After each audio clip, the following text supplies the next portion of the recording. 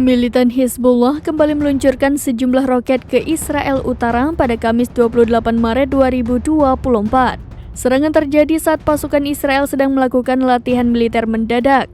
Situs berita Ynet melaporkan bahwa 2 roket Hizbullah jatuh di komunitas Shlomi dan Goren. Tidak ada korban jiwa maupun luka dalam serangan ini, namun sejumlah rumah dan mobil di Goren mengalami kerusakan parah. Sementara itu, pasukan pertahanan Israel atau IDF mengatakan pihaknya melakukan latihan mendadak yang bertujuan untuk mempersiapkan militer untuk perang di utara. Latihan tersebut dipimpin oleh Divisi Operasi melibatkan seluruh komando, sayap dan Direktorat IDF serta staf umum. Dikutip dari The Times of Israel, IDF mengatakan tujuan latihan ini adalah untuk memperkuat kesiapan IDF menghadapi berbagai skenario di arena utara. Diketahui perbatasan Israel dan Lebanon telah menjadi zona konflik sejak perang di Gaza meletus.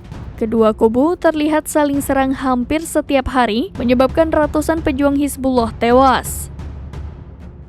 Sementara Israel hanya mengakui kematian sejumlah tentara. Saat ini pendudukan yang tinggal di perbatasan kedua negara telah dievakuasi dengan alasan keamanan.